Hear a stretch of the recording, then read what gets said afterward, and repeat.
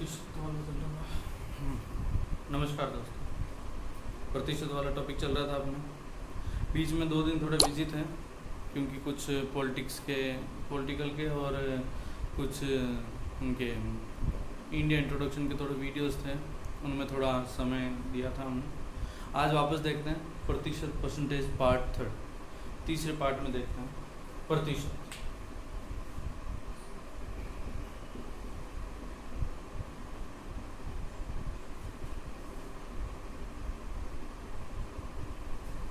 ध्यान देना, पिछले 2 वीडियोस में हमने थोड़ा क्लियरली देखा था और कोई ट्रिक्स वगैरह ज़्यादा यूज़ नहीं की थी हमने, क्योंकि पहले ज़रूरी है किसी टॉपिक को समझने के लिए उसका आधार जानना। तो हमने पहले तो देखा था कि प्रतिशत किस पे ज्ञात किया जाता है, कैसे ज्ञात किया जाता है।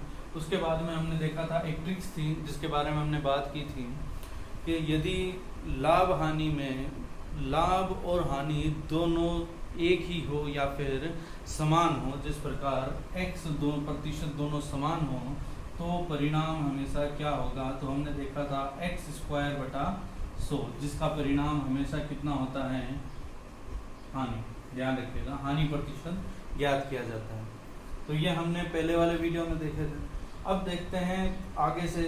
कुछ लोगों ने कहा था, कुछ विद्यार्थियों ने भी कहा था कि सर आगे की और ट्रिक्स से समझाओ, तो मैंने कहा था ठीक है, आगे और देखते हैं। आज हम 2 ट्रिक्स के ऊपर चर्चा करेंगे। 2 ट्रिक्स कौन सी है वो ऐसी, ध्यान दें। आज हम 2 ट्रिक्स के ऊपर चर्चा करेंगे, उन दोनों को ट्रिक्स के बारे में देखो। एक ट्रिक्स है x + y - j और दूसरी है 100 × x बटा 100 + x। इन दोनों ट्रिक्स के ऊपर थोड़ी चर्चा करते हैं कि किस प्रकार ये सोल्व होता है। किसी ने एक क्वेश्चन भी पूछा था मुझसे, वो इन दोनों क्वेश्चन देखो, ये दोनों ट्रिक्स उनके ऊपर लागू होती हैं। तो पहले इस ट्रिक्स के बारे में देखते हैं, फिर बाद में 2-3 क्वेश्चन इसके बारे में देखेंगे और आपको समझाएंगे कैसे इस ट्रिक्स को यूज करोगे आप। ध्यान दो,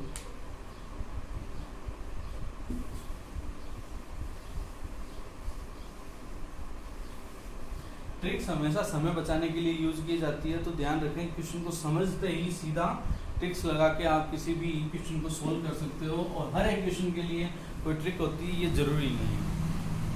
और आपको उसका आधार भी पता होना चाहिए कि किस प्रकार सोल्व होता है, विधि आनी चाहिए। विधि आने पर अगर आप अटक भी जाते हो तो आप उससे सोल्व कर सकते हो। देखो जैसे क्वेश्चन है, एक विद्यालय में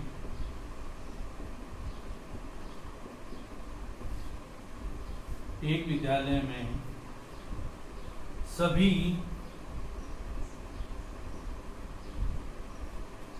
न्यूनतम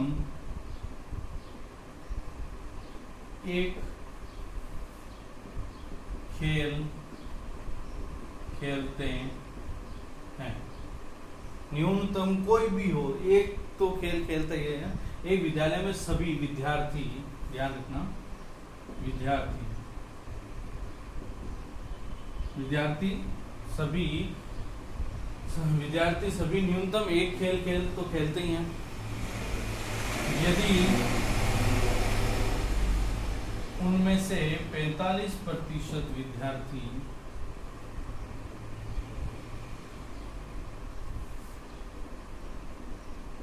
वॉलीबॉल खेलते हैं और 65% विद्यार्थी क्रिकेट खेलते हैं। तो देखो, अब देखो मैंने आंकड़े आपके सामने बता दिए। हमारी ट्रिक्स है वो मैं आपको बता देता हूँ। x + y - z। पहला क्वेश्चन मैं आपसे पूछता हूँ कि ऐसे कितने विद्यार्थी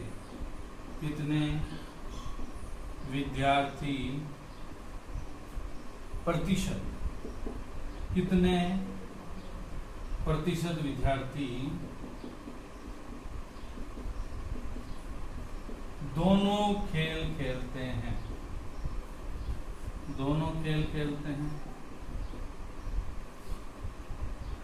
अगला देखो, कितने प्रतिशत विद्यार्थी केवल क्रिकेट खेलते हैं, या फिर कितने प्रतिशत विद्यार्थी केवल वॉलीबॉल खेलते। प्रश्न को वापस देखो, ट्रिक्स हमारी है, इस बारे में चर्चा कर रहे हैं हम। एक विद्यालय में सभी विद्यार्थी, ध्यान रखिएगा, सभी विद्यार्थी न्यूनतम एक खेल तो खेलते हैं। यदि 45% विद्यार्थी वॉलीबॉल और 65% विद्यार्थी क्रिकेट खेलते हैं, तो कितने प्रतिशत तो दोनों खेल रहे हैं, कितने प्रतिशत केवल क्रिकेट खेलते हैं, कितने प्रतिशत केवल वॉलीबॉल खेलते हैं। ये एकदम आसानी से ज्ञात होता है। अब देखो ध्यान रखिएगा, ये वाली लाइन तो मैंने लिखी है, ज्यादातर तो क्वेश्चन में ये लाइन नहीं होती है। उससे यही पता चल जाता है कि यदि इन दोनों का योग जो होता है, अगर दिए हुए परसेंटेज का योग 100 से ऊपर जा रहा है, इसका मतलब सभी कोई ना कोई गेम खेलते हैं। और दूसरी बात, कुछ ऐसे भी विद्यार्थी हैं जो दोनों गेम खेलते हैं, क्योंकि इनका योग 100 से ऊपर जा रहा है। देखो जैसे मैंने ऊपर लगाया हुआ ट्रिक्स है, अब देखो कैसे यूज करना है। जो दिए हुए दो विद्यार्थी या फिर दो खेल के लिए या फिर भाषाओं के लिए उपयोग होता है, दिए गए प्रतिशतों में से एक को मान लो x, एक को मान लेता हूं मैं y। तो आपको गुरुजी z किसको माना है? z टोटल विद्यार्थी हैं, टोटल कितने हैं? 100% है। देखो जैसे x plus y minus z, 45 plus 65 कितने हो गए? 45 प्लस 65, यानी मैं कह सकता हूं 110। कितने हुए? 110। अब ये 110 100 से ऊपर चला गया, 110 माइनस 100 बराबर 10, यानी 10% ऐसे हैं जो दोनों खेल खेलते हैं। अब मुझे बताओ कि कितने हैं जो केवल क्रिकेट खेलते हैं? क्रिकेट खेलने वालों का प्रतिशत कितना है? ये। अब इनमें से केवल क्रिकेट खेलने वाले, यानी फुटबॉल वालों को अलग कर दो, तो दोनों खेलने वाले कितने हैं? 10। और केवल देखो दोनों खेलने वाले 10 हैं और 65% खेलने वाले क्रिकेटर हैं। तो मैं कहता हूं कि 65 में से आप 10 माइनस कर दो तो कितना रहेगा? 55% हैं जो केवल क्रिकेट खेलने वाले हैं। उसी प्रकार अगर आप 45 में से 10 माइनस कर दोगे तो 35% रहेगा वो वॉलीबॉल खेलने वाले। बहुत बड़ा क्वेश्चन है, ट्रिक्स एकदम अलग है, आसान सी ट्रिक है, ध्यान से देखिएगा। ट्रिक है x plus y minus z. एक विद्यालय में सभी न्यूनतम एक खेल खेलते हैं। यदि x पर देखो, सॉरी x नहीं है यहाँ पे, x हमने माना था 45% विद्यार्थी वॉलीबॉल और 65% विद्यार्थी क्रिकेट खेलते हैं। तो इनसे रिलेटेड 3 क्वेश्चंस हमारे सामने एग्जामिनर हमें फेल करने के लिए दे सकता है।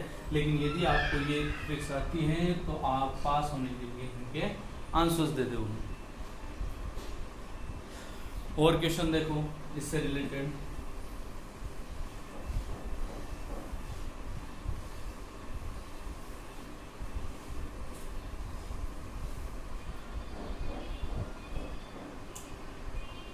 एक संगठन है, मान लो कोई संगठन है, एक दल है जिसमें सभी एक भाषा जानते हैं, सभी कोई भी एक भाषा, सभी एक भाषा का यानी है या सभी एक भाषा जानते हैं।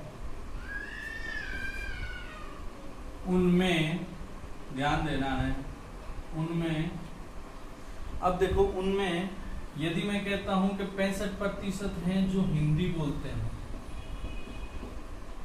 और उनमें जो 75% हैं जो गुजराती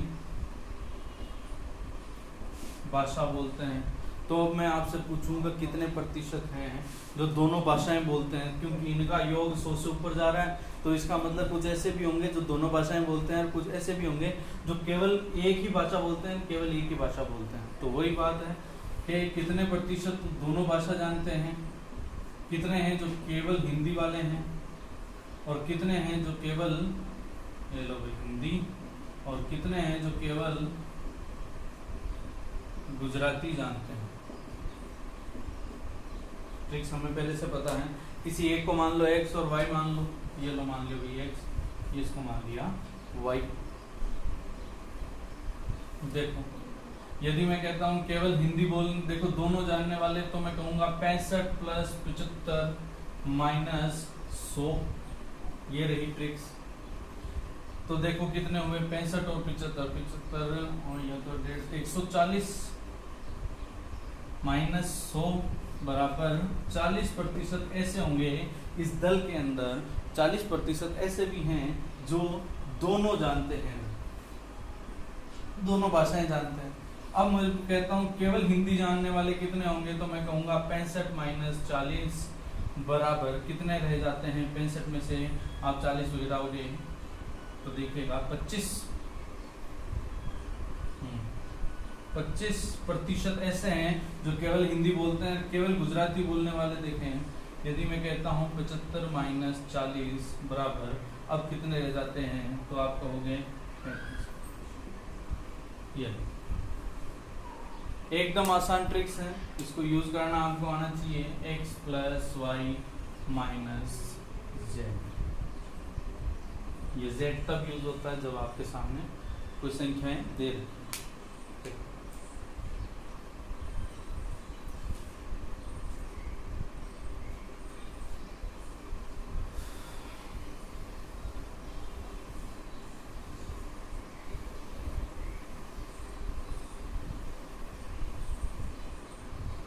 चलो देखते हैं। एक विद्यालय में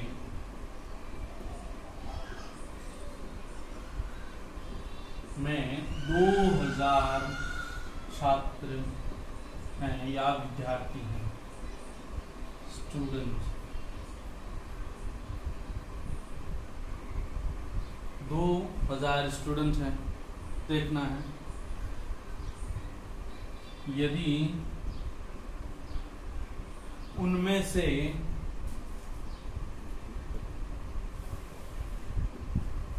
80% विद्यार्थी, 80% स्टूडेंट हिंदी बोलते हैं और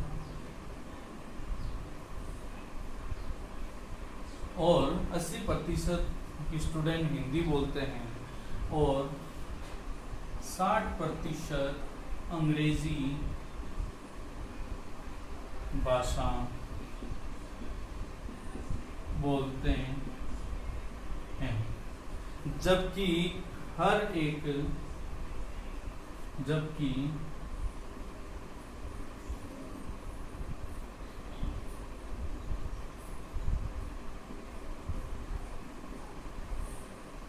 सभी विद्यार्थी कम से कम एक भाषा जानते हैं, जबकि सभी विद्यार्थी न्यूनतम एक भाषा जानते हैं, कम से कम एक भाषा जरूर जानते हैं। तो अब आपसे पूछा जाए कि कितने विद्यार्थी, प्रतिशत नहीं पूछ रहा हूं मैं, ध्यान रखना, कितने विद्यार्थी दोनों भाषा, कितने विद्यार्थी दोनों भाषा जानते हैं, कितने विद्यार्थी पूछे। ट्रिक्स कौन सी होगी अपनी, ये लो x प्लस वाई माइनस। ध्यान रखो ऐसे क्वेश्चन पे यही क्यों ट्रिक्स लगेगी, ज्यादातर तो ये लगाओ सीधा आंसर आता है इससे। देखो जैसे मैं कहता हूँ कि जैसे हमारे पास हिंदी वालों का परसेंटेज हमें दे रखा है और अंग्रेजी वालों का परसेंटेज हमें दे रखा है, तो क्यों ना मैं वो देख लूँ, इससे मैं वो उसका प्रतिशत ज्ञात कर लूँ जो दोनों विद्यार्थी जानते हैं। देखें दोनों का मैंने बताया था, यदि आपसे पूछा जाए दोनों या दोनों विषय, दोनों भाषाएं, दोनों और जैसे खेल वगैरह इन सब के क्वेश्चन में, तो आप ये ट्रिक्स पहले लगाओ। दोनों भाषाएं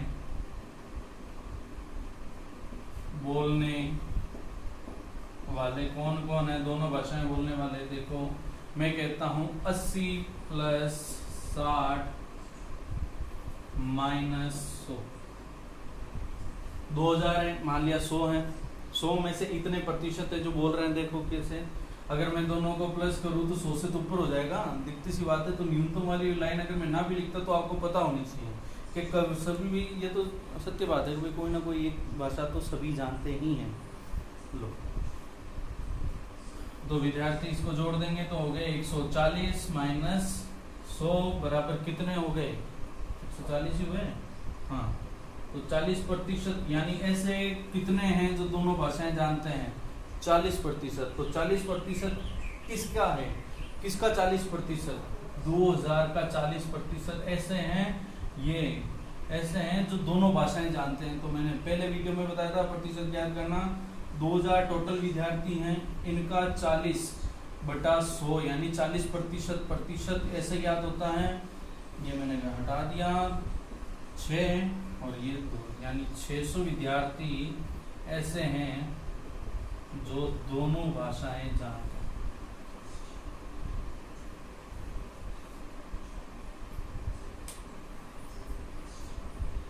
यदि मैं यहाँ पे थोड़ा बदलाव कर दूं और अगर मैंने कहा कि केवल, यदि मैं कहता हूं, अगर आपको इसको वापस देखना तो स्क्रीनशॉट ले लेना, फिर आप वापस भी देख सकते हो। फिलहाल मैं इसको यहाँ से हटा के इस प्रकार और बताऊंगा आपको कि यदि मैं यहाँ पे पूछ रहा था कितने हैं, कितने विद्यार्थी दोनों भाषाएं, और मैं यहाँ पे लिख दूं कितने विद्यार्थी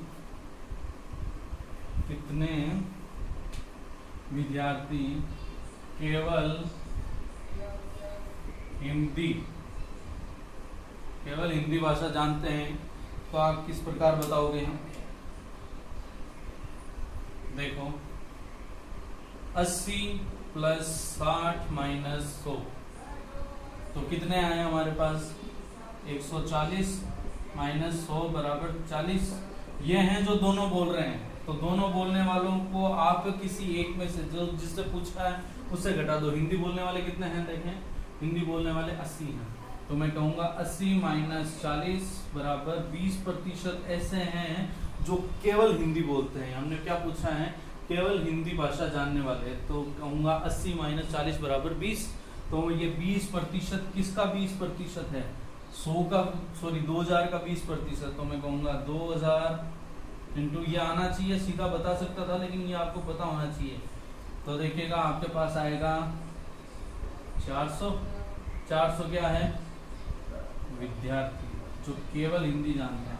तो अब आप खुद निकाल के देखिएगा कि अंग्रेजी कितने जने बोलते हैं। ये लो मैंने लिख दिया अंग्रेजी। अब आप खुद इसका आंसर निकालो कि अंग्रेजी बोलने वाले कितने हैं।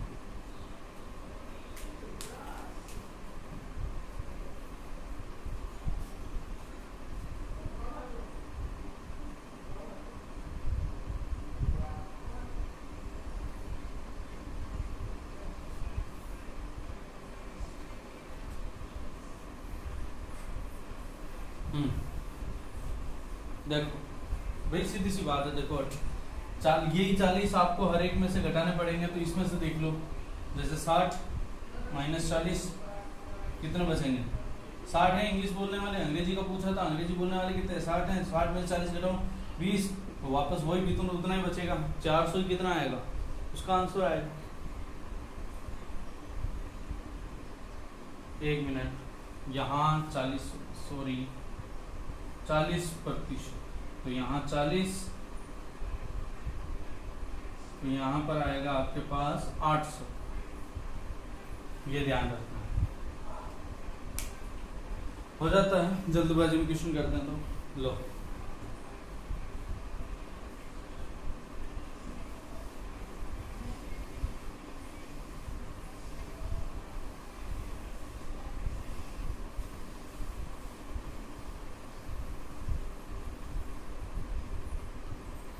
जैसे एक क्वेश्चन देता हूं, यदि मैं कहूं कि 36% किसी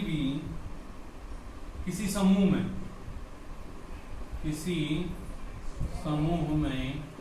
36% लोग दोनों भाषाएं 36% लोग, जैसे उसमें देख लीजिएगा 36% लोग दो भाषाएं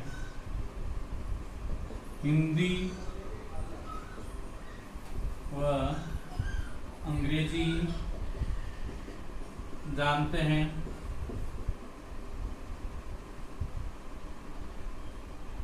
सभी न्यूनतम एक भाषा जानते हैं, एक भाषा जानते हैं।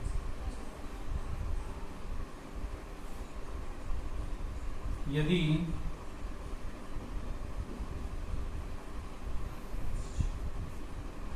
80% लोग हिंदी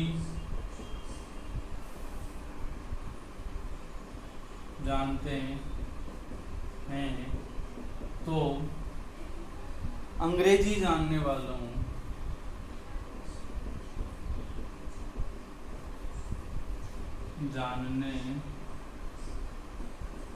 वालों का प्रतिशत बताओ। ट्रिक्स वही x + y - z वाला करना है। इस बार बराबर में मैंने 36 दे दिया है, इस बात का ध्यान रखना। ये और ये तो आपको 100 मानना ही है, और इसकी जगह पे आपको कुछ और रखना है जो मैंने वहाँ पे दे दिया है। इस क्वेश्चन को करें, बताना जरूर कि किस प्रकार हुआ, वरना पूछ लेना, वापस बता देंगे इस क्वेश्चन को। मन से दिया हुआ है, प्रॉब्लम आएगी कोई बात नहीं, वापस बता देंगे। देख लो इसको और वापस से स्क्रीनशॉट लेके कर लेना।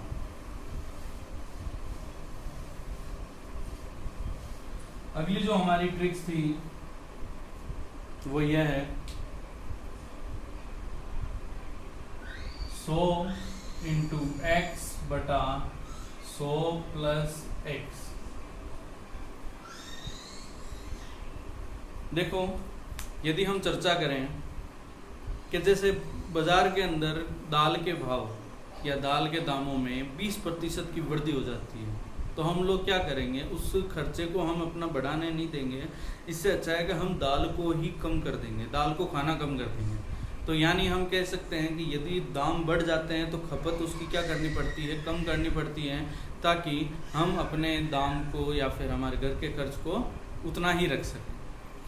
तो ये ट्रिक्स उसी पे डिपेंड करती है, ये विधि उसी की है। जैसे आपको पेट्रोल के दाम बढ़ा दिए जाएं तो आप क्या करोगे, पेट्रोल का जो व्यय है वो कम कर दोगे, तो दाम बढ़ेगा तो व्यय कम होगा।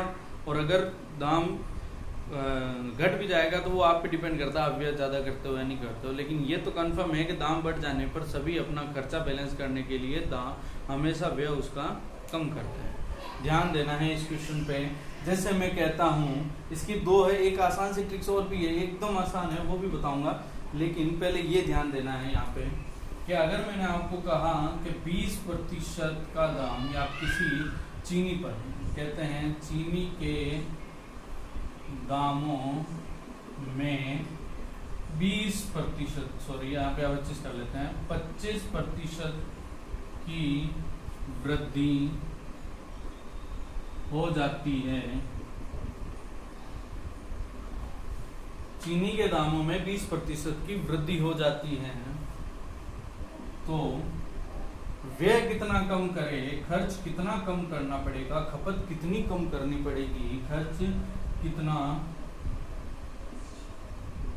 कम करें कि व्यय में परिवर्तन ना हो, व्यय में, या फिर व्यय कितना कम करना पड़े, कम करें, व्यय कितना या यूज उपभोग कितना कम करें कि खर्च उतना ही रहे, खर्च उतना ही रहे।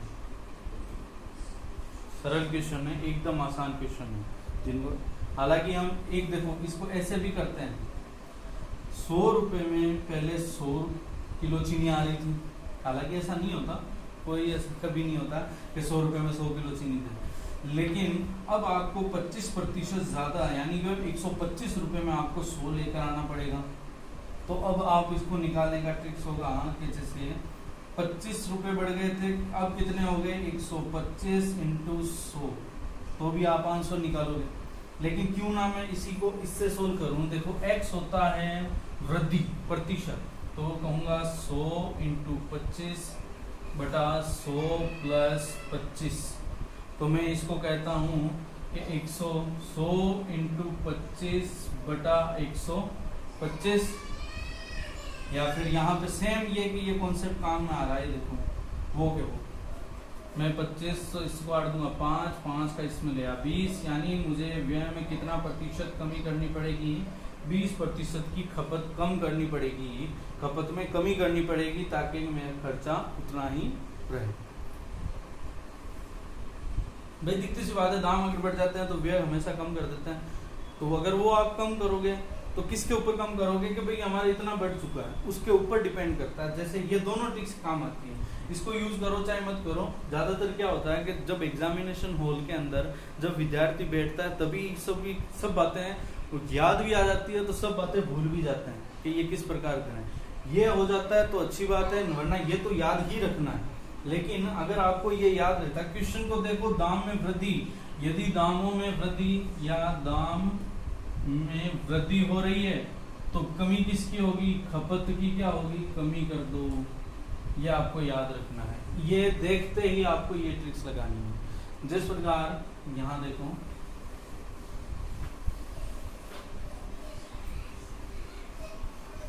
यहां मैंने एक और प्रश्न दे रहा हूं, देखो पेट्रोल के दामों में कितने प्रतिशत, 30% में कह देता हूं 30%, आगे बताऊंगा मैं आपको इसके एकदम आसान करने का तरीका। दामों में 30% की वृद्धि हुई तो वे कितना कम करें, तो वे कितना कम या वो कितना कम करें कि खर्च संतुलित रहे पहले जितना रहे। तो मैं क्यों ना इसको उसी ट्रिक से सोल्व करूं, देखिएगा 100 इंटू एक्स बटा 100 प्लस एक्स, 100 इंटू 30 बटा 130, काट देता हूं, यहाँ पे हो गया 300 के अंदर मैं 13 का भाग दूंगा तो 2 4 बज गए, तो 3 23 और 23 और बच गया 1, तो पॉइंट लगाओगे यानी 1/13 के समथिंग रहेगा, 23 सही 1/13। देखिएगा वापस देख भी लेते हैं,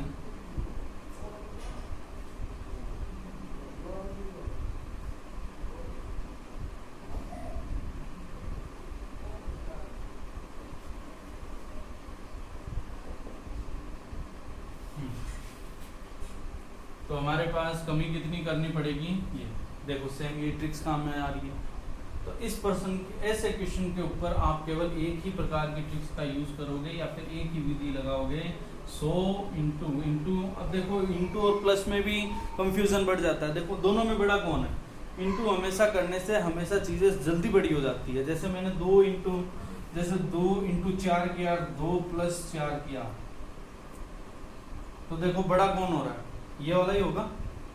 तो इसी तरह आप इंटू को हमेशा ऊपर रखोगे और प्लस को नीचे। ये ट्रिक्स लगा के आप इसको सोल्व कर सकते हो। जैसे एक आसान सा एक और क्वेश्चन देख लेते हैं, फिर देखते हैं आगे।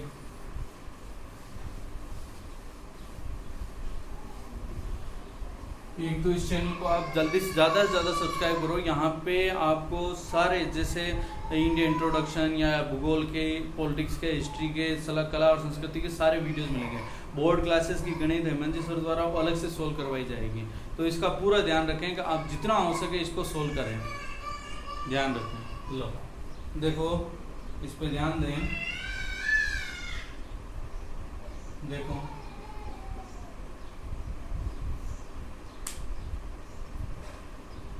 देखो यहाँ पे जैसे यदि चावल के दाम कितने प्रतिशत, 20% बढ़ जाए तो हमें खपत में कितने प्रतिशत कमी करनी चाहिए जिससे खर्च में कोई परिवर्तन ना हो, खर्च में कोई परिवर्तन ना हो।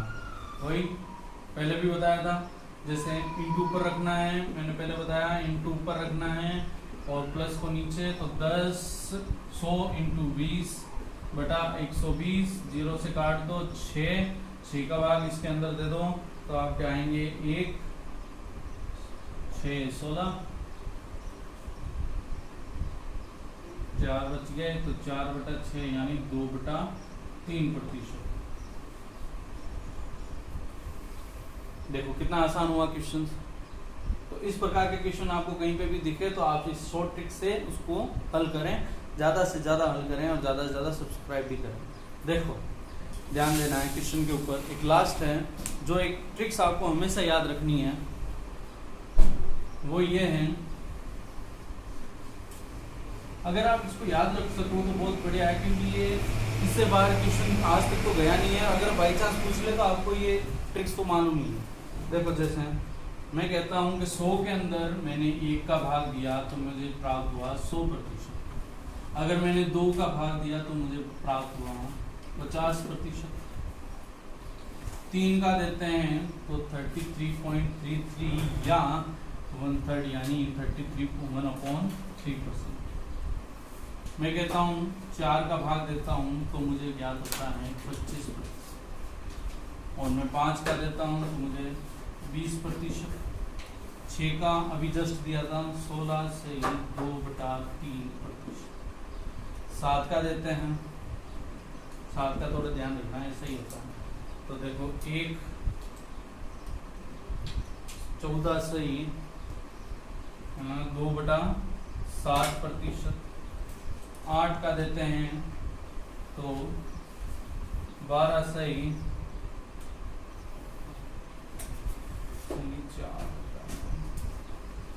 1/2%।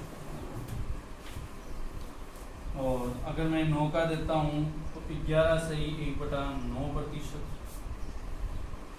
10 का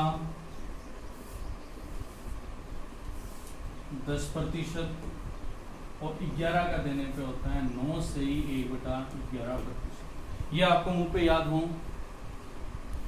देखें ये आपको मुंह पे याद होने चाहिए। वो क्यों याद होने चाहिए? क्योंकि यदि खपत में, यदि वृद्धि दामों में होती है तो खपत में कमी कर दी जाती है। दाम बढ़ रहे हैं तो खपत कम हो रही है। यदि आपको देख के 50% किसी के दाम बढ़ जाते हैं तो यू 1 स्टेप डाउन हो जाओ, यानी एक कम कर दो उससे। अगर आपको 25% की वृद्धि हो रही है तो ध्यान रखो कमी हमेशा कितनी होगी, ये थोड़ा ध्यान रखना है, यहाँ पे मोस्ट इंपॉर्टेंट है। यदि 50% की वृद्धि हुई तो कमी कितनी हुई? 33 से 1/3%। फिर से देखना है 33 से या फिर 33.33%। 50% की कमी। अभी हमने एक क्वेश्चन किया था जिसमें हमने कहा था 25% की वृद्धि हो जाती है तो खपत में कितनी कमी करनी पड़ेगी। तो ध्यान रखिएगा उसका आंसर हमारे पास कितना आया था? 20%। मोस्ट इंपॉर्टेंट, अति आवश्यक, इसको याद रखो। ये आपको मुंह पे याद होने चाहिए, ये याद रह गए तो यानी समझो एक स्टेप कम कर दो उसका। 100% की वृद्धि होगी तो 50% की खपत कम करनी पड़ेगी आपको, यानी खपत कम कितनी करोगे 50%। यदि आपसे कहे कि 10% के दाम बढ़ गए, यदि आपसे कहें कि 10% के दाम बढ़ गए तो आपका आंसर कैसा आएगा? देखो 10% के यदि दाम बढ़ जाते हैं, 10% बढ़ गए 10 इंटू एक्स बटा 10, 100 प्लस एक्स, तो मैं कहूँगा 100 इंटू कितने 10 बटा 100, ये 110। इससे मैंने काटूंगा 11 के लिए कितना आएंगे 9 सही 1/11%। ये आपको मुंह पे याद होना चाहिए, यानी आपको एक स्टेप कम कर देना है, उससे जस्ट एक स्टेप कम आ जाओ मेरे भाई। देखो जैसे 16 सही 2/3% आपको दाम बढ़ जाते हैं, तो आप उसके लिए यूज क्या करोगे कि जस्ट इससे कम वाला कौन है, इससे जस्ट आगे का देखो 7 वाले में कौन आ रहा है 14 सही 2/7%। यानी अगर 16 सही 2/3% के दाम बढ़ जाते हैं तो उसके दाम में कितने प्रतिशत की कमी होती है, तो उसका व्यय में कितने प्रतिशत की कमी होती है 14 सही 2/7%। इस प्रकार आप किसी भी क्वेश्चन को सोल्व कर सकते हैं, इसको ध्यान से देखें आप।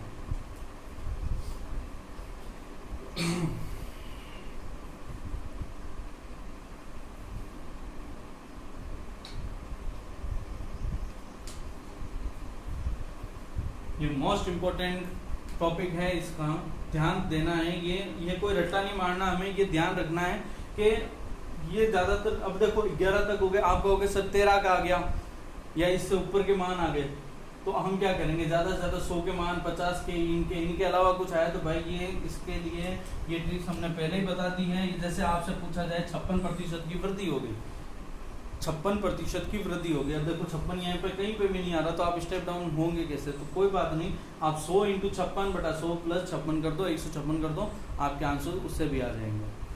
तो हमने आज 2 ट्रिक्स सीखे थी, दोनों के दोनों आपको मैंने एक क्वेश्चन भी दिया था आपको, उसमें अगर उसको सोल्व कर पाओ तो अच्छी बात है, अगर कोई त्रुटि रह जाती है तो भाई मन से दिया हुआ क्वेश्चन है, कोई बात नहीं, हो जाता है। फिर देखो 2 प्रकार के मैंने आपको बता दिए आज, फिर और आगे देखेंगे जो प्रतिशत के अंदर जितने भी हम आपको ट्रिक्स और आसान तरीका बता सकें वो बताएंगे। जैसे एक क्वेश्चन है इसी का,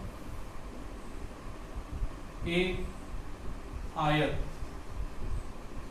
की लंबाई, एक आयत की लंबाई में 30%, 30 तो चलो 40 कर दे, 40% की वृद्धि की जाती है तो कितने प्रतिशत की कमी की उसकी चौड़ाई में, तो उसकी चौड़ाई में कितने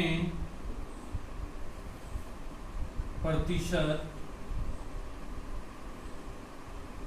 कमी की जाए कि उसका क्षेत्रफल उतना ही रहे, क्षेत्रफल में कोई परिवर्तन ना रहे, कोई भी परिवर्तन ना रहे, क्षेत्रफल में किसी भी प्रकार का परिवर्तन ना हो।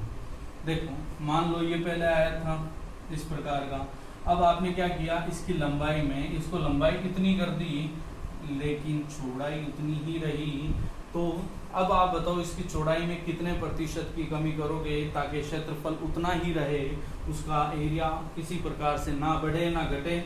तो हम इसके लिए भी उसी प्रकार से, जैसे देखो 100 इंटू, पहले बताया था इंटू ऊपर होगा कि नीचे, इंटू हमेशा भारी होता तो ऊपर रखोगे, 100 प्लस x, तो देखो 100 इंटू 40 बटा 100 प्लस 40, तो मैं कहूँगा 100 इंटू 40 बटा 100, 140, 7 2 200 बटा 7, तो मैं कहूँगा 4,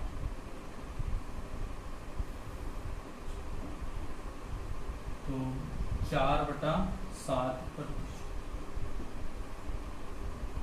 देख लो इतना ही होगा, 2 दिया तो आ गया तो 4 6 बन गया तो 60।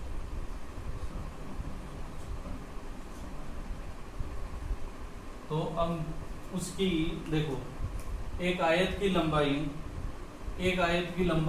40% की वृद्धि कर दी जाए और उसकी चौड़ाई में कितने प्रतिशत की कमी की जाए, कि यानी तो मैंने ये फॉर्मूला यूज किया था जो मैंने पहले भी बताया था। यूज करने के बाद ये मान रखे थे मैंने, 0 से 0 काट दिया था, 4 और 14 को 2 से काटा तो 4 के अंदर 2 बार, 14 के अंदर 7 बार, तो 100 इंटू 2 200, 200 में 7 का भाग दिया तो मुझे ज्ञात हुआ कि कितने प्रतिशत की चौड़ाई में, तो उसकी चौड़ाई में कितने प्रतिशत की कमी कर दी जाए कि उतना ही क्षेत्रफल रहे। तो इस प्रकार ये चौड़ाई में कमी कर दी जाएगी। इसको वीडियो को जितने ज़्यादा हो सके दोनों ट्रिक्स के बताया है, जितने भी अपने लोगों को आप बताओगे, जितने ज़्यादा शेयर करोगे। ध्यान रखिएगा, अभी थोड़े दिनों पहले हमने पॉलिटिकल और इंडिया इंट्रोडक्शन के भूगोल के ऊपर डिपेंड वाले वीडियो बनाए हैं, उनको भी देखिएगा और जितना हो सके ज़्यादा से ज़्यादा सब्सक्राइब करें ताकि हमें भी पता चले कि हमें आगे और किससे स्टेप उठाने चाहिए ताकि हम और भी अच्छे इससे वीडियो बना सकें। ये पार्ट 3 था जिसके अंदर हमने 2 ट्रिक्स सीखी थी। 2 ट्रिक्स कौन सी थी वो वापस बता देते हैं। एक तो थी x + y - z और एक थी 100 × x बटा 100 + x। ये भविष्य में मैं मानता हूँ कि अब तो आप कभी नहीं भूलोगे। तो आज के लिए इतना ही, फिर और मिलेंगे अगले पार्ट के अंदर। धीरे धीरे जितनी भी प्रतिशत की ट्रिक्स होती हैं बताते जाएंगे और फिर बाद में इसके बाद में लाभ हानि का और बनाएंगे। उस समय ये ध्यान रखिएगा, ये सारे एग्जामिनेशन के लिए इम्पोर्टेंट है। धन्यवाद।